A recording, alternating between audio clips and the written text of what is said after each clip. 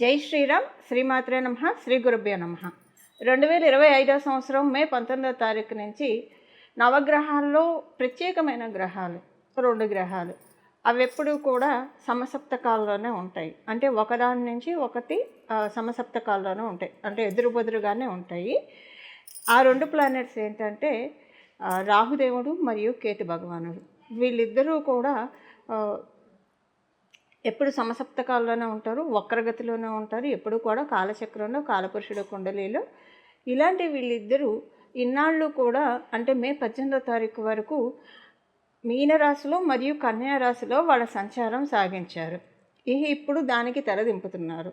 వారి సంచారం రాహు భగవానుడి సంచారం మీనరాశి నుంచి కుంభరాశిలోకి వస్తుంది మే నెల 19వ తారీఖు నుంచి. అలాగే కేతు భగవానుడు కన్యారాశి నుంచి సింహరాశిలోకి వెళ్తారు. వీళ్ళిద్దరూ ఎప్పుడు కూడా అపసవ్యంగానే వాళ్ళ పయనం జరుగుతూ ఉంటుంది. ద్వాదశ రాశుల వాళ్ళకి రాహుకేతువుల యొక్క ఇంపాక్ట్, కుంభరాశి మరియు సింహరాశిలో ఉన్న ఇంపాక్ట్ ద్వాదశ రాశుల వాళ్ళకి, ద్వాదశ లగ్నాల వాళ్ళకి ఎలా ఉంటాయో మనం ఇప్పుడు చూద్దాం.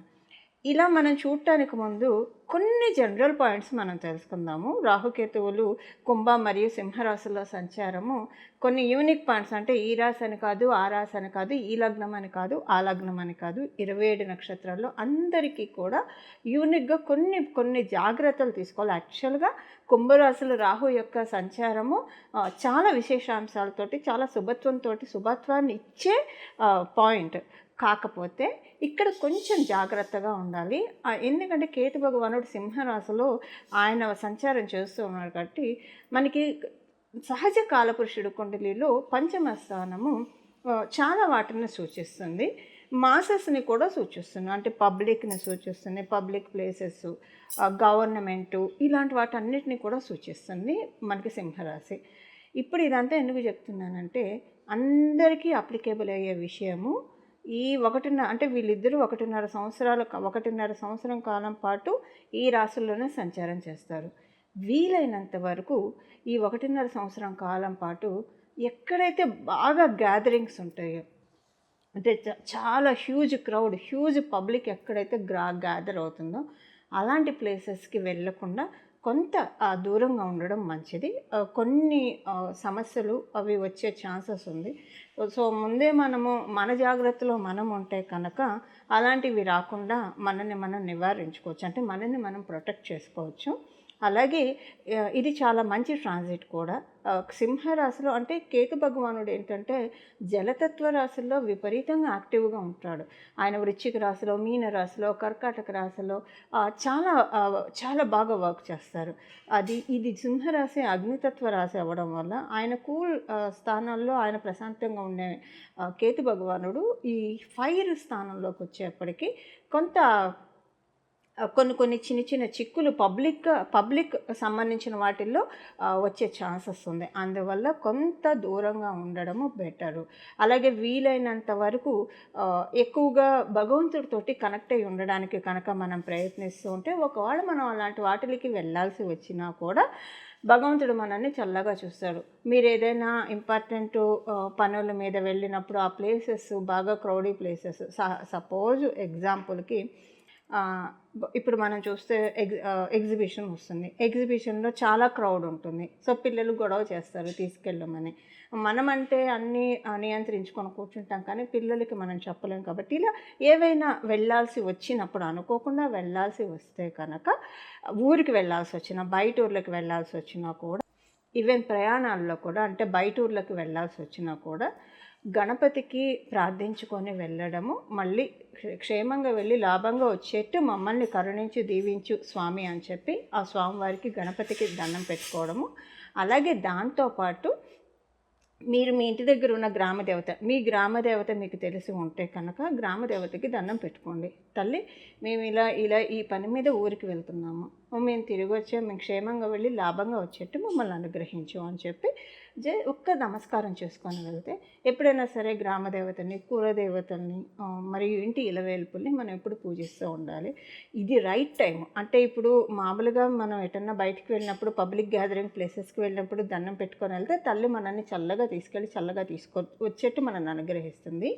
దానితో పాటుగా మామూలుగా కూడా కేతు భగవానుడు పంచమ స్థానంలో ఉండడం వల్ల మన వంశపారంపర్యంగా మన ఇంట్లో జరుగుతున్న ఆచారాలు అంటే మన పెద్దల్ని అడిగి తెలుసుకొని వాళ్ళు ఏ ఏ దేవతల్ని పూజించేవాళ్ళు, ఎక్కడైనా ఏదైనా బ్రేక్ అయిందా అది తెలుసుకొని కంటిన్యూ చేయడానికి ప్రయత్నిస్తే కనుక చాలా మంచిది. అసలు ఇలా ఏం మాకు తెలియదు అని అంటే గ్రామదేవతకి అలాగే ఇలవేలుపుకి ప్రతిరోజు కూడా దండం పెట్టుకోవడము వీలున్నప్పుడు. ఉదాహరణకి మీ ఇలవేలుపు సుబ్రహ్మణ్య స్వామి వారే అనుకోండి, ఉదాహరణకి మంగళవారం సుబ్రహ్మణ్య స్వామి వారి ఆలయానికి వెళ్ళి రావడము. ఇదంతా ఎందుకు చెప్తున్నానంటే కేతు భగవానుడు పంచమ స్థానంలో మంచి రిజల్ట్స్ మనందరికీ ఇవ్వాలంటే కనుక చాలా మంచి రిజల్ట్స్ ఆయన ఇవ్వగలుగుతాడు. కానీ దానికి మనము ఒక పిటిషన్ పెట్టుకోవాలి ఆయన దగ్గర. పిటిషన్ పెట్టుకుంటేనే దాన్ని ఆయన ఆమోదిస్తాడు. ఆయనకి పిటిషన్ మనం డైరెక్ట్గా ఇవ్వలేము. ఆయనకి పిటిషన్ ఇవ్వాలంటే మన ఇంటి గ్రామదేవతల్ని, మన ఇంటి ఇలవేల్పుని, అలాగే గణపతి స్వామి వారికి, కులదేవతకి దండం పెట్టుకోవడం వల్ల వీళ్ళకే ఏంటంటే కేతు భగవానుడు ఇలాంటి గాడ్స్ అందరినీ సూచిస్తాడు. ఆయన అప్పీజ్ అవుతాడు. అలాగే గణపతి కేతు భగవానుడికి అధిదైవం. సో మనకి ఎలాగైనా చెప్పక్కర్లేదు, ప్రతి పూజకి గణపతికి అగ్రతాంబూలం ఇస్తాం కాబట్టి గణపతి పూజ, గణపతి ప్రార్థన చేసుకుంటే చాలా మంచిది. ఇలా చేయడం వల్ల మీకు ఎవరికైనా మీ గ్రామదేవత తెలియకపోతే ఇంటి దగ్గర ఏదో ఒక గ్రామదేవత ఆలయం అయితే ఖచ్చితంగా ఉంటుంది. అక్కడికి వెళ్ళి దండం పెట్టుకోండి. తల్లి మా గ్రామదేవత ఎవరో మాకు తెలియదు, నువ్వే తెలిసేలాగా మాకు చెయ్యి. ఒకవేళ మాకు తెలియదు కాబట్టి మీరందరూ అక్క చెల్లెలే కాబట్టి నీకు నేను నమస్కరిస్తున్నాను. అలాగే నా నమస్కారము మా గ్రామదేవతకి చేరేట్టు నువ్వే మమ్మల్ని కరుణించు తల్లి అని చెప్పి అమ్మవారికి దండం పెట్టుకోవడము, వీలుంటే ఏమైనా సుమంగళి ద్రవ్యాలు అమ్మవారికి సమర్పించి రావడం, ఇలాంటివన్నీ చేస్తే కేతు భగవానుడు చాలా అప్పీజ్ అవుతాడు. ఆయన చాలా ప్రసన్నతను పొందుతాడు. ఇప్పుడు కేతు భగవానుడి ప్రసన్నతను మనం తీసుకుంటే కనుక ఇది చాలా అంటే చాలా మంచి సమయము. కేతు భగవానుడు పంచమ స్థానంలో ఉంటూ మనకి అందించే బ్లెస్సింగ్స్ని మనం పరిపూర్తిగా తీసుకోవడానికి చాలా అంటే చాలా మంచి సమయము. ఈ సమయాన్ని మనం ఈ విధంగా సద్వినియోగం చేసుకుందాం. నేను ఇప్పుడు కేతు భగవానుడి యొక్క పరిహారం మాత్రమే చెప్పాను. ఎండ్లో రాహు భగవానుడికి సంబంధించిన పరిహారం ఏం చేసుకోవాలో మనం తెలుసుకుందాము. ఇప్పుడు మీ రాశి వాళ్ళకి ఎలా ఉంటుందో చూద్దాము. మిథున రాశి, మిథున లగ్నంలో పుట్టిన వాళ్ళకి రాహు భగవానుడు మంచిగా చేస్తాడు. మీకు టెన్షన్ అయితే అవసరం లేదు, డెఫినెట్గా మంచిగా చేస్తాడు. ఎందుకంటే మీ రాశ్యాధిపతి బుధ భగవానుడు. సో బుధుడికి ఆయన ఎప్పుడు కూడా మంచి ఫ్రెండ్. సో మంచిగా చేస్తాడు ఆయన. మీకైతే ఈ విషయంలో టెన్షన్ అక్కర్లా. ఆయన నవమాధిపతి నవమ స్థానంలో సంచారము చాలా మంచిది. మీకు ఒక యోగాన్ని ఆయన కలిగిస్తూ ఉన్నాడు. నవమాధిపతి నవమంలో కలిసి ఉండడం అనేది ఒక శ్రీలక్ష్మి యోగంగా మనకి పరాశర సంహిత చెప్తుంది. ఇప్పుడు మీకు శ్రీలక్ష్మి యోగం యాక్టివేట్ అవుతూ ఉంది. అయితే దీనికి ఒక చిన్న క్యాన్సిలేషన్స్ అని కూడా కాదు, చిన్నగా ఎక్కడైతే మీకు స్టాప్ వస్తుందో, పౌజ్ వస్తుందో ఈ పాయింట్కి, అది ఏంటంటే పౌజ్ అంటే టెస్టింగ్ పీరియడ్. దేనికి వస్తుందంటే మీరు కనుక ఇప్పుడు మీకు వింశోత్తరి దశలు, మీరు ఏ వింశోత్తరి దశల్లో ఉన్నారో, ఏ అంతర్దశల్లో ఉన్నారో మీకు ఐడియా ఉంటే అప్పుడు మీరు ఇది చూసుకోండి. అదర్వైజ్ మీరు ఈ పాయింట్ మీకు తెలియకపోతే అనవసరమైన స్ట్రెస్ తీసుకోకండి, ఇగ్నోర్ చేసేసేయండి ఈ పాయింట్. ఎందుకంటే మనం తెలుసుకోకపోయినా రెమెడీస్ తెలుసుకుంటున్నాం కాబట్టి రెమెడీస్ ద్వారా బాగుంటుంది. మీకు గురు మహర్దశ జరుగుతూ ఉన్న, సూర్యనారాయణమూర్తి దశ జరుగుతూ ఉన్న, చంద్రభగవానుడి దశ జరుగుతూ ఉన్న, ఈ 3 దశల్లో, ఈ 3 అంతర్దశల్లో ఏ దశలో మీరు ఉన్నా సరే కొంత మీరు జాగ్రత్తగా ఉండాలి. అంటే జాగ్రత్తగా ఉండాలంటే కొంత అవమానాలు వస్తాయి. మీరు అంటే అనవు కాని చోట అధికులు మనరాదు అని అన్న చందాన మీకు కొంచెం తలకాయ నొప్పి వచ్చే అవకాశం ఉంది. మీరేం మాట్లాడినా, ఎందుకంటే మీరు చాలా ఇంటెలెక్చువల్గా మాట్లాడతారు ఈ 1.5 year. ఎంత ఇంటెలెక్చువల్గా మాట్లాడతారంటే అవతల వాళ్ళని వాళ్ళు తడుముకుంటారు. అరే ఇంత ఇంటెలెక్చువల్గా మాట్లాడుతూ ఉన్నారని చెప్పి అవతల వాళ్ళని వాళ్ళు తడుముకునే విధంగా ఉంది కొంచెం మీకు ఇప్పుడు. సో అందువల్ల ఏంటంటే మీకు ఇది ఒక మంచి ట్రాన్సిట్ అని చెప్పాలి. అందువల్ల మీకు ఎందుకు మిమ్మల్ని డిగ్రేడ్ చేస్తారు, ఎందుకు మిమ్మల్ని కొంత తీసేసినట్టు చూస్తారు, ఇగ్నోర్ చేసినట్టు చూస్తారు. మిమ్మల్ని అడుగుతారు వాళ్ళు. ఎలా చేస్తారంటే ఈ 3 దశల్లో మీరు ఉంటే కనుక మిమ్మల్ని ఒక సలహా అడగడమో లేదా ఒక సబ్జెక్టు పరంగా విషయపరంగా మాట్లాడటానికో అడుగుతారు మిమ్మల్ని. అడిగినప్పుడు ఏం చేస్తారు, ఇప్పుడు ఒక విషయం ఒకళ్ళని అడిగినప్పుడు వాళ్ళు చెప్తున్నప్పుడు వినాలి కదా! శ్రద్ధ పెట్టి. పోనీ శ్రద్ధ పెట్టి వినకపోయినా అసలు అటెన్షన్ అయితే మామూలుగా అయితే రెస్పెక్ట్‌తో వినాలి కదా! అడిగావు కాబట్టి. ఏం చేస్తారంటే అడుగుతారు, మొహం తిప్పేసుకుంటారు. లేదా ఫోన్ చూసుకోవడమో, లేదా ఎటో వెళ్ళిపోవడమో ఇలాంటివన్నీ చేస్తారు. ఇవన్నీ ఏంటంటే మీకు ఏంటిది అసలు ఎందుకిలా వియర్డ్‌గా బిహేవ్ చేస్తున్నారు అని మీకు ఒక అంటే చాలా చికాకుగా, అన్‌కంఫర్టబుల్‌గా మీకు అనిపిస్తుంది. డిస్కంఫర్ట్స్ ఎక్కువగా ఉంటాయి. మీరు ఈ 3 మహర్దశల్లో ఉంటే మాత్రమే, అంతర్దశల్లో ఉంటే మాత్రమే. ఒకవేళ మీరు ఈ 3 మహర్దశల్లో లేరు, ఈ 3 అంతర్దశల్లో లేరు, అప్పుడు మీకు ఈ పాయింట్ అస్సలు అప్లికేబిలిటీ కాదండి. మీరు ఈ 3 మహర్దశల్లో లేదా అంతర్దశల్లో ఉంటే మాత్రమే ఈ పాయింట్ అప్లికేబిలిటీ ఉంటుంది. అదర్‌వైజ్ మీరు ఈ పాయింట్‌ని ఇగ్నోర్ చేసేసండి. ఇప్పుడు మనం జనరల్‌గా ఏం చేస్తారు రాహు భగవానుడు మరియు కేతు భగవానుడు అన్నది చూద్దాం. మీకు నవమ స్థానంలో ఉన్న రాహు భగవానుడు డెఫినెట్‌గా మీకు మంచి ఫలితాలనే ఇస్తూ ఉన్నాడు. కాతే మీ రాశి మీద ఆయన దృష్టి పెట్టాడు కాబట్టి మీకు ఏదన్నా సక్సెస్ ఇవ్వడానికి ముందుగా లాట్ ఆఫ్ పాలిటిక్స్ మీరు చూస్తారు. ఇది మీరు ఏ దశలో ఉన్నా, ఏ అంతర్దశలో ఉన్నా సరే పాలిటిక్స్ అయితే కొంచెం ఎక్కువగా ఉంటాయి మీ చుట్టూ. సో, మీరు ఒక రకంగా అసలంటే రాహు భగవానుడు ఏంటంటే అనుమానాన్ని బాగా ఇస్తాడు. అందులో ఆయన మెర్క్యూరీకి సంబంధించిన రాశుల్లో రాశులకి ఫలితాన్ని ఇవ్వాలి అంటే మెర్క్యూరీ స్ట్రెంత్ ఉన్న వాళ్ళకి కూడా అనుమానాన్ని బాగా ఇచ్చేసేస్తాడు. ఇక్కడే మీరు విజయాన్ని సాధించాలి. ఈ అందరిని అనుమానించిపిచ్చేస్తాడు. అంటే వీళ్ళు లేదు, వాళ్ళు లేదు. మన లేదు, పగ లేదు. పరాయి మన లేదు, పరాయి వాళ్ళు లేదు. అందరి మీద ఎందుకో ఒక డౌటింగ్ పెట్టేస్తాడు రాహు భగవానుడు. అది మన ఆప్తులే అయినా సరే. అంటే ఎవరు నన్ను అర్థం చేసుకోవట్లేదు. ఎందుకు ఇలా ఉన్నారు. ఇది లోపల ఒక బాధ ఇచ్చేస్తాడు ఆయన. బాగా బాధిస్తాడు. ఎంత బాధిస్తాడంటే ఎప్పుడైనా ఏదైనా బాధ వచ్చినప్పుడు ఎవరికైనా కనీసం చెప్పుకోవడానికి ఒకళ్ళు ఇద్దరైతే ఆప్తులు డెఫినెట్‌గా ఉంటారు కదా! మనకంటూ ఎక్కువ మంది ఉండొచ్చు. బట్ డెఫినెట్‌గా ఒకళ్ళు ఇద్దరు ఆప్తులు ఉంటారు కదా! అలా కూడా చెప్పుకోలేకుండా ఏమో వాళ్ళు మనల్ని ఇగ్నోర్ చేస్తున్నారేమో, ఇప్పుడు మనకి వాల్యూ ఇవ్వట్లేదేమో అని మీకు అనిపిస్తుంది. కానీ అక్కడ లిటరల్‌గా ఏమీ ఉండదు. జస్ట్ మీ భావన మాత్రమే. రాహు భగవానుడు మాయనిచ్చేస్తాడు.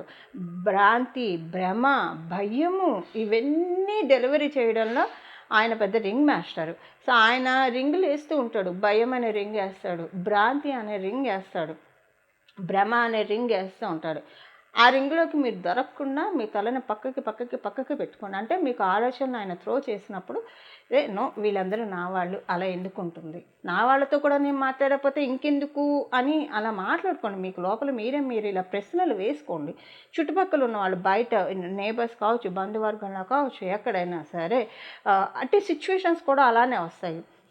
మళ్ళీ మీకు ఎందుకంటే ముందే చెప్తున్నాను. మళ్ళీ అదొకటి ఇస్తాడు. మీరు ఇలా అనుకున్నా సరే ఇదిగో ప్రూఫ్ చూడు. ఇది ఇలా జరిగింది అన్నట్టు మీకు కళ్ళకు కట్టినట్టు కనిపిస్తూ ఉంటాయి. కానీ అదంతా కూడా ఒక డ్రామా అంతే. ఇది గ్రహదేవతలు ఇచ్చే డ్రామా. ఎందుకు ఇంత చేస్తున్నాడు? మరి మీకు లక్ష్మీ యోగాన్ని ఇచ్చే రాహు భగవానుడు మీకు డైరెక్ట్‌గా లక్ష్మీ యోగాన్ని ఇచ్చేసేయాలి కదా! ఎందుకు ఇలా చేస్తున్నాడంటే మిమ్మల్ని పూర్తిగా డిజర్వెన్స్ ఇవ్వడానికి. ఎందుకంటే మెర్క్యూరీ మీ రాశ్యాధిపతి మెర్క్యూరీ అయ్యాడు కాబట్టి మీకు మెచ్యూరిటీ లెవెల్‌ని బాగా పెంచి గాని ఆయన ఇవ్వడు. రాహు భగవానుడు కుంభరాశిలో చాలా మెచ్యూరిటీని ఇస్తాడు. సో, ఇప్పుడేంటంటే మీలో ఉన్న మెచ్యూరిటీని ఆయన బయటికి తోడాలని చూస్తున్నాడు. ఈ తోడే క్రమంలో మీకు రకరకాల పరీక్షలు ఉంటాయి. బట్ ఏది నిజం కాదు, ఏది వాస్తవం కాదు. అన్నీ అబోధ కల్పనలే. మీకు ఎగ్జాంపుల్‌కి చెప్పాలంటే మనము రాత్రిపూట పడుకుంటే ఒక్కోసారి కలలొస్తే ఒక్కోసారి రాకపోవచ్చు. కొంతమందికైతే అదృష్టవంతులు ఒక్క కల కూడా రాదు. చాలా ప్రశాంతంగా గాఢ నిద్రలోకి వెళ్ళి లేస్తారు. మెలకువ తెచ్చుకుంటారు. మాక్సిమం కలలు వస్తూ ఉంటాయి. ఎగ్జాంపుల్‌కి చెప్తున్నాను. ఇది ఇప్పుడు ఏదో కల వస్తుందని కాదు. అలా కల వచ్చినప్పుడు ఎప్పుడన్నా కొన్ని కలలు ఎలా ఉంటాయంటే నిజంగానే భయమేసేస్తూ ఉంటుంది.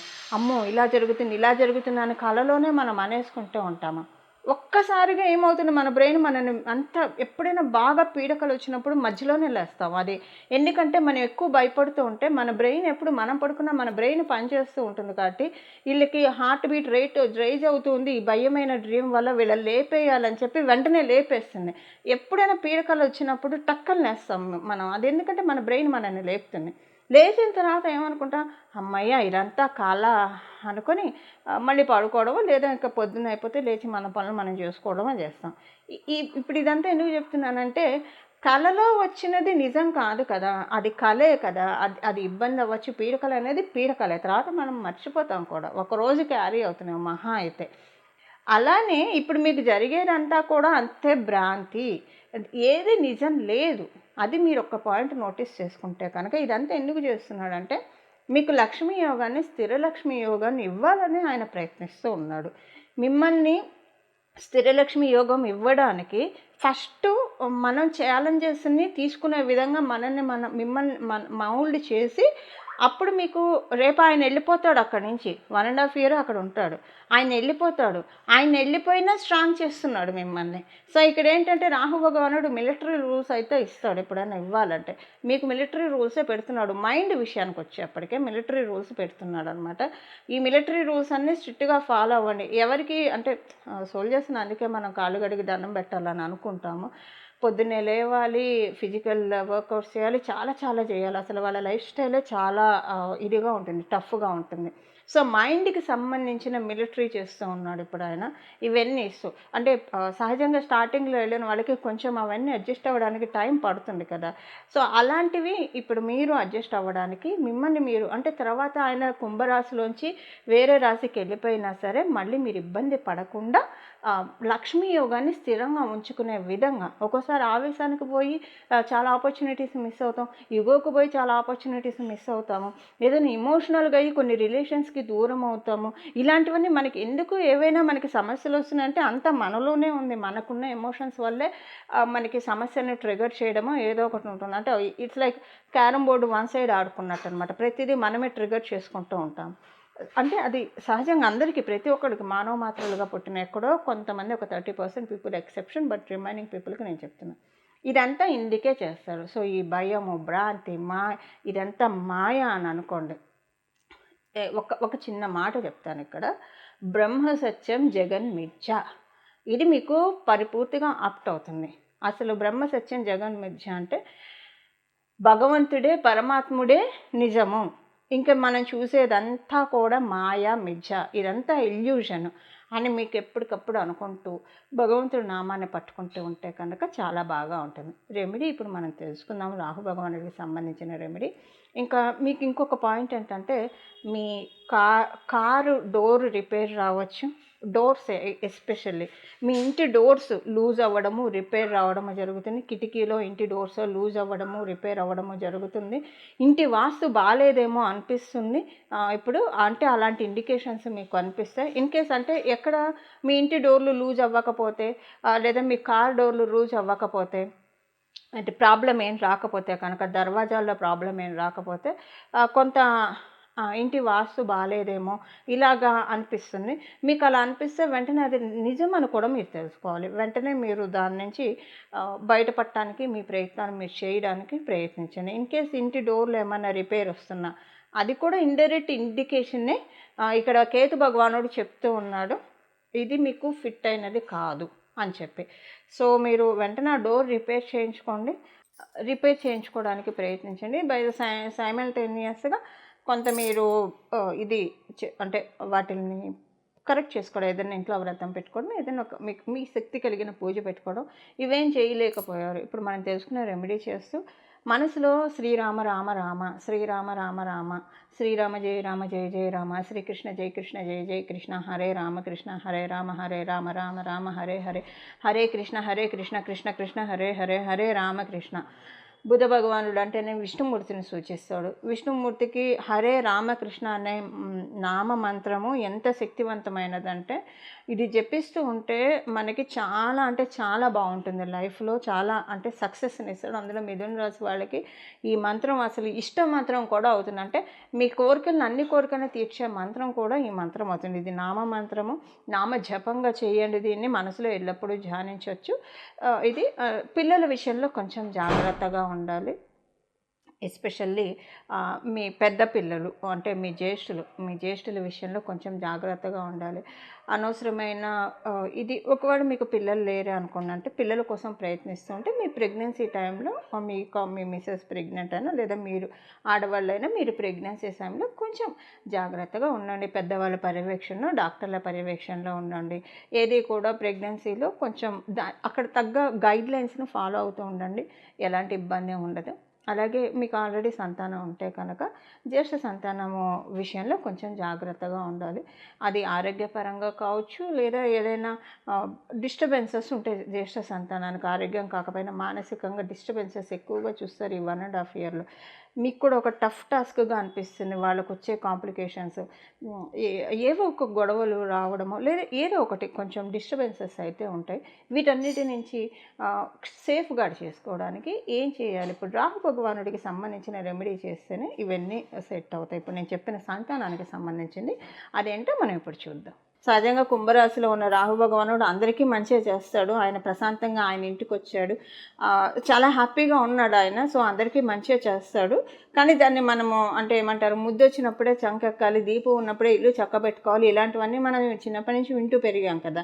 సో ఇలాంటివి మనం సాధించాలంటే ఏం చేయాలంటే, లౌకికంగా కూడా మనం అంతా బాగుండాలి కదా. లౌకికంగా మనకంతా ప్రశాంతంగా ఉంటే పారమార్థికంగా మనం రీచ్ అవ్వచ్చు. బట్ ఎలా ఉన్నా లౌకికంగా పారమార్థికంగా మనం రీచ్ అవ్వడానికి కనుక మనం ప్రయత్నిస్తూ ఉంటే లౌకికమైన సమస్యలన్నీ, ఈ భవసాగరాన్ని ఆయన ఒక చిన్న ఒక పెద్ద సముద్రం, మన సంసారం ఒక పెద్ద సముద్రం అనుకుంటే పరమాత్ముడి పాదాన్ని మనం ఆశ్రయిస్తే ఆ మహాసముద్రం కాస్త ఒక చిన్న కొలన్ని చేసేస్తాడు, మనం దాటడానికి వీలుగా చేస్తాడు. అదంతా పరమాత్ముడే చూసుకుంటాడు. బట్ అందరికీ ఇది సాధ్యం కాకపోవచ్చు ఆచరణలో, ఎందుకంటే లౌకికంగా ఇబ్బందులు ఉంటాయి. సో ఇప్పుడు మనం రాహు భగవానుడికి సంబంధించిన పరిహారం ఏంటనేది చూద్దాం. ఎప్పుడైనా రాహు భగవానుడు ఎవరి ముందు తల వంచుతాడంటే అమ్మవారి ముందు తల వంచుతాడు. ఈ సంవత్సరంన్నర కాలం పాటు కూడా దుర్గా అమ్మవారి ఆరాధన, లలితా పరాభట్టారిక ఆరాధన, ఇలాగ లక్ష్మీ అమ్మవారి ఆరాధన, సరస్వతి అమ్మవారి ఆరాధన, గాయత్రి మంత్రం జపం చేసే వాళ్ళకైతే ఇంకా చెప్పక్కర్లేదు. గాయత్రి మంత్రం అనుష్ఠానం ఉంటుంది కాబట్టి చాలా మంచిది. ఇలా అమ్మవారిని పట్టుకోండి. ఏమీ తెలీదు, ఏదైనా ఒక నామాన్ని పట్టుకోవాలని అనుకుంటే కనుక శ్రీమాత్రే నమః, శ్రీమాత్రే నమః, శ్రీమాత్రే నమః అని మనసులో అనుకుంటూ ఉండండి.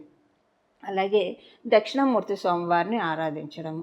శ్రీ గురు దక్షిణామూర్తయే నమః, శ్రీ గురు దక్షిణామూర్తయే నమః, శ్రీ గురు దక్షిణామూర్తయే నమః, శ్రీ గురు దక్షిణామూర్తయే నమః, శ్రీ గురు దక్షిణామూర్తయే నమః, శ్రీ గురు దక్షిణామూర్తయే నమః. ఇలాగా ఈ స్వామివారి నామాన్ని కనుక 24 అంటే మనసులో ఎప్పుడూ కూడా నామజపానికి తప్పు లేదు కాబట్టి మనసులో ఎప్పుడూ కూడా ధ్యానించుకుంటూ ఉండడం ద్వారా రాహుకేతువులు పంచమ స్థానంలో ఉన్న రాహుకేతువులు అందరికీ కూడా యోగకారకంగా ఉంటారు. అంటే మంచి ఫలితాన్ని, లాభంలో ఉన్న కేతువు చాలా మంచి ఫలితాన్ని ఇస్తాడు. సో ఈ ఫలితాన్ని మనందరం కూడా తీసుకుందాము. ఇలా మనమందరం కూడా రాహుకేతు దేవుళ్ళ యొక్క అనుగ్రహానికి పాత్రలు అవ్వాలని చెప్పి నేను కూడా మనస్ఫూర్తిగా మనందరి తరఫు నుంచి కోరుకుంటున్నాను. శ్రీ గురు దక్షిణామూర్తయే నమః. మంగళం. నమో భగవతే వాసుదేవాయ.